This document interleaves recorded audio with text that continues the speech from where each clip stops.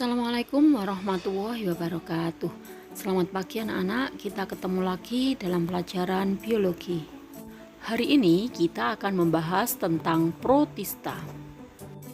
Pernahkah kalian makan puding, es rumput laut? Lezat bukan? Selain rasanya enak, puding juga bergizi tinggi. Makanan itu terbuat dari alga laut atau sering disebut dengan rumput laut. Kira-kira apakah alga tersebut dimasukkan ke dalam tumbuhan? Meskipun bentuknya mirip tumbuhan, alga dimasukkan dalam kingdom protista. Apa sih sebenarnya protista itu? Protista berasal dari bahasa Yunani yaitu protos yang artinya pertama dan kritos artinya membuat atau menyusun. Jadi protista merupakan organisme eukariotik pertama atau yang paling sederhana. Eukariotik artinya sudah mempunyai membran inti. Adapun ciri-ciri protista antara lain yang pertama bersifat eukariotik atau sudah mempunyai membran inti. Yang kedua bersifat uniseluler atau terdiri dari satu sel dan ada juga yang multiseluler atau terdiri dari banyak sel. Beberapa protista bersifat autotrof karena memiliki kloroplas sehingga dapat berfotosintesis, sedangkan yang heterotrof memperoleh nutrisi dengan menyerap molekul organik dari lingkungannya. Sebagian besar protista bersifat motil karena memiliki alat gerak berupa flagel atau silia. Protista dapat ditemukan hampir di setiap tempat yang berair, umumnya menempati tanah basah, sampah, dedaunan, dan habitat darat lain yang lembab. Sebagian protista bersifat aerob karena memiliki mitokondria sebagai alat respirasinya dan memerlukan oksigen untuk melangsungkan respirasi selulernya. Ada beberapa protista yang hidup bebas, ada juga yang bersifat parasit dan bisa menyebabkan penyakit pada manusia, hewan, atau tumbuhan. Reproduksi protista sangat bervariasi. Ada yang bereproduksi secara aseksual dengan cara fragmentasi, pembelahan biner, dan pembentukan spora. Tapi ada juga yang bereproduksi secara seksual. Protista dikelompokkan menjadi 3 golongan. Yang pertama adalah protista mirip jamur yang terdiri dari jamur lendir plasmodial atau myxomycota, jamur lendir seluler atau acrasiomycota, dan jamur air atau oomycota.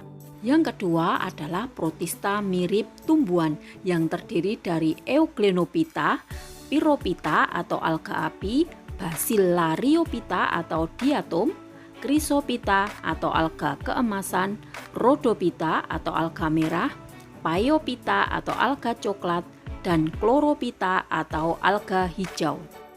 Yang ketiga adalah protista mirip hewan yang terdiri dari Rhizopoda, Actinopoda, Foraminifera, Zooflagellata, Ciliata, dan Sporozoa. Sekarang kita mulai dari protista mirip jamur. Protista ini memiliki ciri-ciri seperti jamur, antara lain bersifat eukariotik, tidak memiliki klorofil sehingga bersifat heterotrof, dan dapat menghasilkan spora. Tetapi karena struktur tubuh dan cara reproduksinya berbeda, sehingga protista ini tidak dimasukkan ke dalam kingdom fungi. Protista mirip jamur terbagi menjadi 3 filum, yaitu jamur lendir plasmodial atau myxomycota, jamur lendir seluler atau acrasiomycota, dan jamur air atau oomycota. Pada myxomycota atau jamur lendir plasmodial, sebagian besar berpigmen cerah, yaitu berwarna kuning atau oranye. Myxomycota banyak ditemukan di tempat-tempat yang lembab seperti tanah basah, kayu lapuk, dan sampah basah. Dan semua Myxomycota itu bersifat heterotrof. Dalam siklus hidupnya terdapat fase makan yang merupakan suatu masa ameboid yang disebut dengan plasmodium. Plasmodium merupakan suatu masa sitoplasma yang mengandung banyak nukleus yang tidak dibatasi oleh dinding yang kuat. Daur hidup Myxomycota, perhatikan gambar berikut. Dalam siklus hidupnya, fase makan disebut dengan plasmodium. Plasmodium menelan makanan melalui fagositosis sambil bergerak dengan cara menjulurkan pseudopodianya atau disebut dengan gerakan ameboid. Selama kondisi lingkungan baik, maka Plasmodium akan tumbuh menjadi Plasmodium dewasa. Pada saat kondisi lingkungan kurang menguntungkan, misalnya saat kekeringan, Plasmodium dewasa akan membentuk sporangium bertangkai yang memiliki kromosom diploid. Di dalam sporangium terjadi pembelahan secara meiosis dan menghasilkan spora yang haploid. Spora ini tahan terhadap kekeringan. Bila kondisi lingkungan sudah membaik, maka spora akan berkecambah membentuk sel aktif yang haploid. Sel-sel aktif tersebut memiliki bentuk yang berbeda dan dapat berubah menjadi sel ameboid atau sel berflagel. Kemudian terjadi singami antara sel-sel yang memiliki bentuk yang sama. Singami menghasilkan sigot yang berkromosom diploid. Nukleus dari sigot yang diploid akan membelah secara mitosis tanpa disertai pembelahan sitoplasma yang akan membentuk plasmodium yang diploid. Ada sekitar 500 spesies jamur lendir plasmodial, antara lain Pisarium, Fuligoseptica, Arsyria, dan Tubifera ferruginosa. Yang kedua, jamur lendir seluler atau Acrasiomycota. Jamur lendir seluler pada dasarnya lebih mirip dengan protozoa uniseluler dan banyak ditemukan di tempat-tempat yang lembab. Hampir keseluruhan dari jamur lendir seluler bersifat heterotrof. Dalam fase aseksual siklus hidupnya, terdapat fase makan yang terdiri atas sel-sel soliter yang berfungsi secara individual, yang disebut dengan sel-sel ameboid. Alur hidup Acrasiomycota, perhatikan gambar berikut. Pada saat persediaan makanan habis, sel-sel ameboid akan bergabung membentuk agregat sel. Agregat tersebut dapat berpindah atau bermigrasi, dan setelah menetap, agregat tersebut akan membentuk tubuh buah yang bertangkai. Beberapa sel yang mengering akan membentuk batang penyokong. Sel-sel yang lain akan bergerak merayap ke atas sel yang mengering tadi dan menjadi kumpulan spora yang haploid. Batang penyokong dan kumpulan spora tersebut merupakan tubuh buah. Spora tersebut bersifat tahan terhadap kondisi lingkungan yang buruk.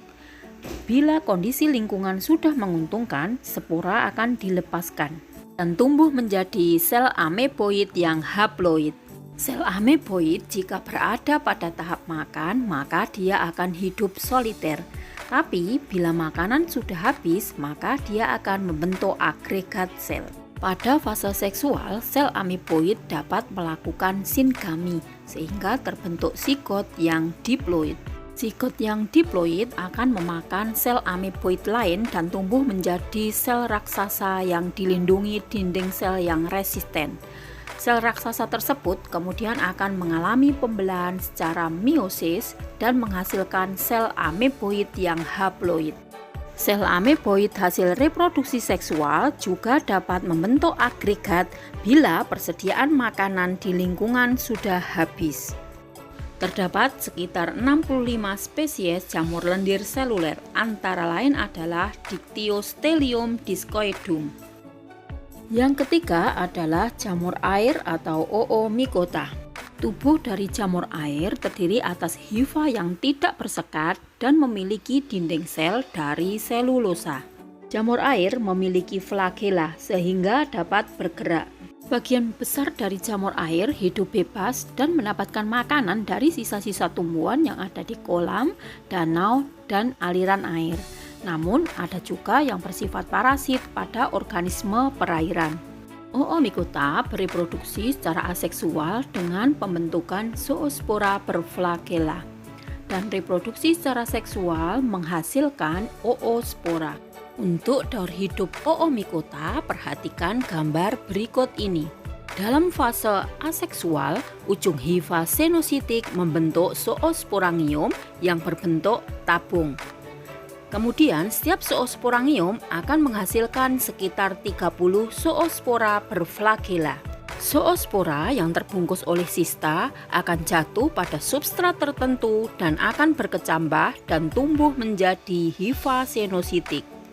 Dalam fase seksual, hifa senositik akan membelah secara meiosis dan menghasilkan oogonium atau sel telur. Pada cabang yang berbeda juga terjadi pembelahan meiosis yang menghasilkan sperma haploid. Kemudian akan terjadi fertilisasi antara sperma dan sel telur atau oogonium yang menghasilkan oospora. Oospora dilindungi oleh dinding yang tahan terhadap suhu dingin atau kekeringan. Jika kondisi lingkungan menguntungkan, dinding oospora akan pecah dan sigot akan berkecambah membentuk hifa pendek yang pada ujungnya terdapat zoosporangium. Zoosporangium akan membebaskan zoospora yang akan tumbuh menjadi hifa senositik. Terdapat sekitar 500 spesies Oomycota, antara lain adalah Sapronicnia yang parasit pada ikan, Phytophthora infestan yang parasit pada kentang dan tomat, Plasmora viticola parasit pada tanaman anggur, Pythium sp parasit pada bibit tanaman. Jadi, peranan protista mirip jamur dalam kehidupan, sebagian besar protista mirip jamur yang hidup bebas berperan sebagai dekomposer atau pengurai dalam ekosistem. Tapi ada beberapa yang hidup sebagai parasit, antara lain Saprolicnia yang parasit pada ikan sehingga bisa menyebabkan kematian pada ikan air tawar. Phytophthora sp yang menyebabkan penyakit busuk pada tanaman budidaya antara lain kentang, tomat, kelapa, tembakau, kedelai, dan stroberi. Smopora viticola parasit pada tanaman anggur. Pythium sp menyebabkan penyakit rebah semai pada bibit tanaman. Nah, anak-anak, untuk hari ini sampai di sini dulu. Untuk protista mirip tumbuhan, kita lanjutkan minggu depan. Terima kasih. Wassalamualaikum warahmatullahi wabarakatuh.